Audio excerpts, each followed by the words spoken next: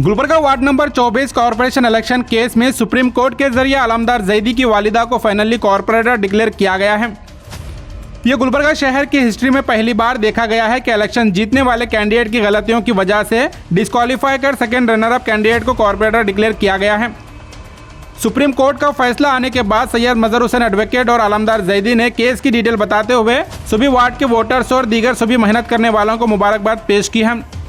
जैसे कि आप जानते हैं, आज से 3 साल पहले गुलबर्गा शहर में कॉर्पोरेशन इलेक्शन चल रहा था और कांग्रेस, बीजेपी, जेडीएस और एमआईएम के बीच टक्कर का माहौल बना हुआ था और वार्ड नंबर 24 में बीजेपी कैंडिडेट प्रियंका अमरेश के साथ इंडिपेंडेंट कैंडिडेट आलमदार जैदी की वालिदा सैयदा नूर फातिमा जैदी के बीच टक्कर की लड़ाई चल रही थी और साल 2021 सितंबर महीने में इलेक्शन कंप्लीट हुआ और बीजेपी कैंडिडेट ने कुछ वोटों से जीत हासिल की और आलमदार जैदी की वालिदा रनर अप रही हैं। पर इस केस में बदलाव आने की वजह यह है कि इलेक्शन लड़ने के लिए कई रूल्स और रेगुलेशन होते हैं, जिसमें कैंडिडेट की उम्र कम से कम 21 साल होनी चाहिए। बीजेपी कैंडिडेट प्रियंका अमरेश की उम्र 20 साल थी और इसके बावजूद बीजेपी ने अपने पावर का गलत इस्तेमाल कर फेक बर्थ सर्टिफिकेट बनाकर प्रियंका अमरेश को मैदान में उतारा था। लेकिन जैसे ही आलमदार जैदी को यह मालूम हुआ कि बीजेपी कैंडिडेट की उम्र 21 साल नहीं थी, ये फेक डॉक्यूमेंट्स लगाकर इलेक्शन जीती हैं। आलमदार जैदी ने पूरे डॉक्यूमेंट्स जमा कर कोर्ट का दरवाज़ा खटखटाया था। लगातार आलमदार जैदी ने कानूनी लड़ाई लड़ी, जिसमें सैयद मजहर हुसैन एडवोकेट का बड़ा सपोर्ट रहा है। पहले यह केस गुलबर्गा डिस्ट्रिक्ट कोर्ट में चला, जिसमें बीजेपी कैंडिडेट को डिस्क्वालीफाई कर आलमदार जैदी की वालिदा को कॉर्पोरेटर डिक्लेयर किया गया था। फिर इसके बाद ये केस हाईकोर्ट में गया और हाईकोर्ट ने री इलेक्शन करवाने का ऑर्डर किया था और फिर उसके बाद सुप्रीम कोर्ट तक ये केस पहुंचा और वहां पर फाइनली आलमदार जैदी की वालिदा को कॉर्पोरेटर डिक्लेयर किया गया है। लगातार 3 साल की लड़ाई के बाद आलमदार जैदी को बड़ी जीत मिली है, जिसमें मजहर हुसैन एडवोकेट के अलावा सत्तार मालगत्ती एडवोकेट, जाकिर हुसैन उस्ताद एडवोकेट, लियाकत उस्ताद एडवोकेट और दीगर कई एडवोकेट्स काफ़ी मेहनत कर इस केस में आलमदार जैदी को कामयाबी दिलाए हैं। इस केस में मज़ीद तफसीलात के लिए मजहर हुसैन एडवोकेट और आलमदार जैदी ने क्या कहा, आप इस वीडियो में सुन सकते हैं। अक्सर लोग देखे हैं कि इलेक्शन का जब भी डिस्प्यूट आता है, इलेक्शन कोर्ट में इलेक्शन पिटिशन फाइल किया जाता है। फाइल होने के बाद 1 साल, 2 साल, 4 साल, 5 साल लग जाते हैं, वो फैसला नहीं आता। वो जो पीरियड होता है उसका पीरियड ख़त्म होता है, लेकिन कोर्ट से, अदालत से फैसला नहीं आता है। लेकिन गुलबर्गा शहर में एक तारीख़ी फ़ैसला हम लोगों के सामने आया। वार्ड नंबर 24 का जो सिटी कॉरपोरेशन का जो इलेक्शन था, वो इलेक्शन में यहाँ पर सैयदा नूर फातिमा ने 3rd एडिशनल डिस्ट्रिक्ट कोर्ट के सामने इलेक्शन पिटिशन फाइल किया कि जो बीजेपी की उम्मीदवार प्रियंका अमरेश थी, उनकी जो डेट ऑफ बर्थ इलेक्शन जब नॉमिनेशन फाइल कर रहे थे उस वक्त उनकी क्वालिफाइड एज नहीं थी।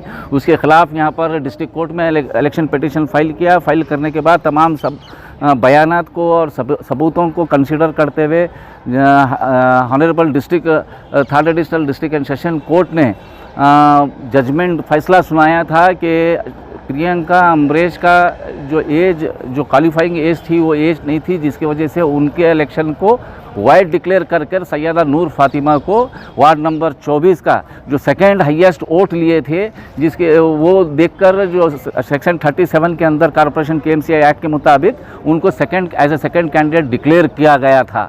वो डिक्लेयर करने के बाद यहाँ पर हाई कोर्ट में जुमला 3 MFA अपील हाईकोर्ट में दाखिल किए गए, जिसमें एक अपील प्रियंका अमरेश की थी, दूसरी अपील हिना उरूज की और तीसरी अपील और एक जो कांग्रेस के उम्मीदवार थे उन्होंने अपील फाइल किया। लेकिन फैसले से पहले कांग्रेस के जो उम्मीदवार थे उन्होंने अपनी अपील को विड्रॉ किया, तो बचे हुए जो अपील थे हिना उरूज के और प्रियंका अमरेश के, वो 2 अपील पे वहाँ पर हाईकोर्ट के सामने बहस हुई।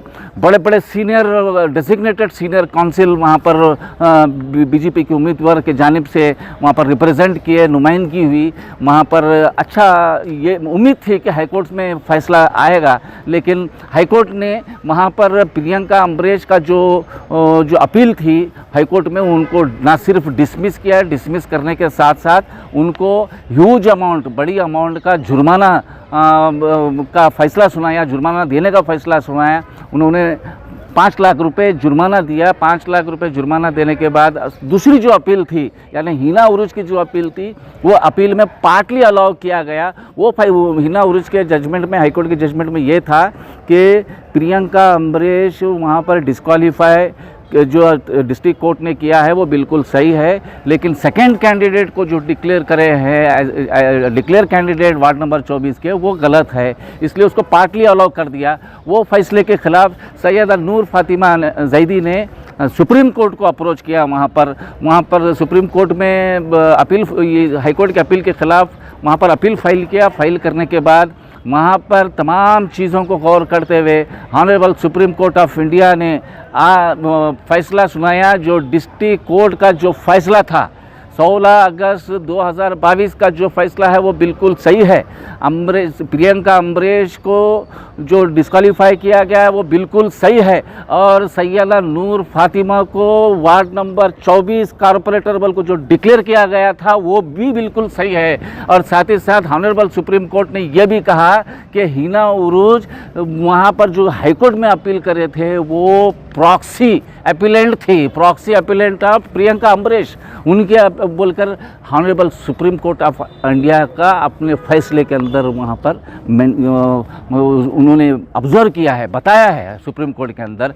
तो यहाँ पर मैं तमाम लोगों को मैं मुबारकबादी देना चाहता हूँ कि ये एक तारीख़ी, हकीकत में ये एक तारीख़ी फ़ैसला सुप्रीम कोर्ट के जानिब से आया। वरना कोर्ट के चक्कर काटते हैं, लोग थक जाते हैं, लेकिन उसके बाद भी जो है फैसला नहीं आता। सिर्फ 2 साल के अरसे में डिस्ट्रिक्ट कोर्ट से लेकर सुप्रीम कोर्ट में वहाँ पर फैसला आता है और वो भी तारीख़ी फैसला। जो डिस्क्वालीफाई, जो जीते हुए थे उनको डिस्क्वालीफाई कर जो दूसरे नंबर पर जो ज़्यादा वोट लिए थे उनको जीत डिक्लेयर करते हैं। तो ये मामूली बात नहीं, ये बहुत ही बड़ा फैसला है, ये तारीख़ी फैसला है, जिसके लिए मैं सैयदा नूर फातिमा को खास तौर पे मैं उनको मुबारकबादी देता हूं, जिन्होंने डिस्ट्रिक्ट कोर्ट से लेकर सुप्रीम कोर्ट तक उन्होंने अपनी इस लड़ाई को जारी रखा। और साथ ही साथ उनके जो फर्जन हैं आलमदार जैदी, उनको भी मैं मुबारकबादी देता हूं। उन्होंने भी बहुत मेहनत की, वहां पर सुप्रीम कोर्ट तक उन्होंने अप्रोच किया।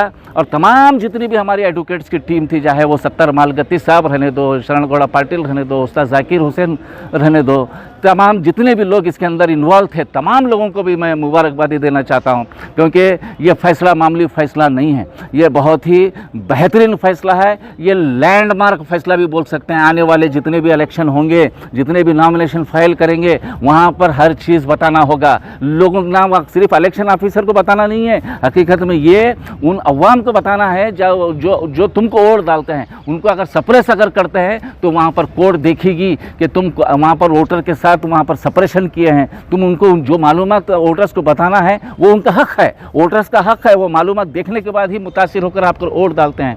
तो यहाँ पर जमहूरियत की भी जीत हुई है, जिसके लिए मैं फिर एक बार तमाम लोगों को मुबारकबाद देता हूँ। शुक्रिया।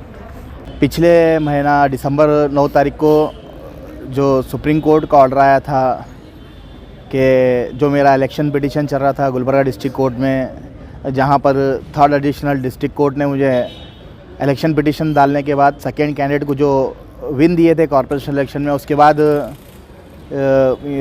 वहाँ पर बीजेपी की तरफ से और इंडिपेंडेंट कैंडिडेट की तरफ से हाई कोर्ट में अपील डाली गई कि जो डिस्ट्रिक्ट कोर्ट का जजमेंट है उसे सेटिसाइड कर वहाँ पर वार्ड नंबर 24 में फिर से इलेक्शन किया जाए।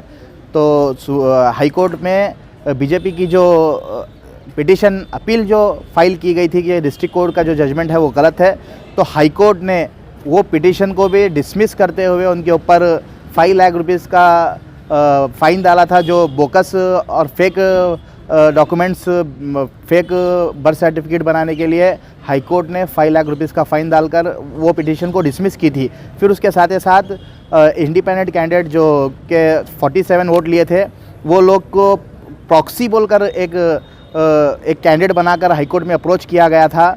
जो हाई कोर्ट के जजमेंट में भी जहाँ पर डिस्ट्रिक्ट कोर्ट के ऑर्डर को स्टे करने की बात आई थी, हाई कोर्ट के जज ने भी ये कैंडिडेट को जो अपील डाले हैं उनको प्रॉक्सी करके हाई कोर्ट ने भी कहा था कि ये कैंडिडेट प्रॉक्सी हम इन्हें स्टे नहीं दिया सकते। तो उसके बाद फिर वहाँ पर जज साहब चेंज हो गए। फिर उसके बाद हमारा जजमेंट आया कि बीजेपी की जो पिटीशन थी उसको डिसमिस की गई, और एक जो इंडिपेंडेंट कैंडिडेट की जो 47 वोट लिए हैं हमारे वार्ड से, उनकी पिटीशन को हाई कोर्ट ने पार्टली अलाउ करते हुए वार्ड नंबर 24 में फिर से इलेक्शन करने का फैसला सुनाया था। वही फैसले को हम इमीडिएट सुप्रीम कोर्ट में चैलेंज किए। सुप्रीम कोर्ट में ये चैलेंज किए थे कि हमने कि हम जो सेकेंड कैंडिडेट को जो दिए बोल रहे हैं, जो KMC कर्नाटका म्यूनसिपालिटी एक्ट है सेक्शन 32 सब क्लॉज 2 में ये क्लियर किया गया है कि जहां पर इलेक्शन पिटीशन फाइल की जाती है, जहां पर कुछ गलत रीजंस जो उनके डॉक्यूमेंट्स फेक डॉक्यूमेंट्स लगाते हैं या कोई चीज़ छुपाते हैं, तो वैसे कैंडिडेट को डिस्क्वालीफाई कर सेकेंड कैंडिडेट को विन दे सकते हैं बोलकर KMC एक्ट में है। तो इसी को हम यही KMC एक्ट को हमने सुप्रीम कोर्ट में हमारे जो सीनियर एडवोकेट्स हैं सुप्रीता शरण गौड़ा पाटिल और बैरिस्टर एडवोकेट शरण गौड़ा पाटिल और एडवोकेट पांडे साहब, ये तमाम लोगों ने सुप्रीम कोर्ट के सामने अच्छी बहस करते हुए अल्हम्दुलिल्लाह हमें पिछले महीना 9 दिसंबर को ये सुप्रीम कोर्ट का फैसला आया है कि जो हाई कोर्ट के जो पिटीशन जो अपील फाइल की गई थी बीजेपी और इंडिपेंडेंट कैंडिडेट की जानिब से, उसको सेटिसाइड कर जो डिस्ट्रिक्ट कोर्ट का ऑर्डर था कंफर्म करने का जो सेकेंड कैंडिडेट को, उसको सुप्रीम कोर्ट की डबल बेंच ने वो ऑर्डर को कंफर्म किया है। अल्हम्दुलिल्लाह आज मैं मेरे तमाम वार्ड नंबर 24 का तमाम लोगों को यह मुबारकबाद देता हूं कि ये जीत सिर्फ मेरी जीत नहीं है, ये इसमें मेहनत सबसे पहले मेरे को हर चीज़ में मेहनत मिली।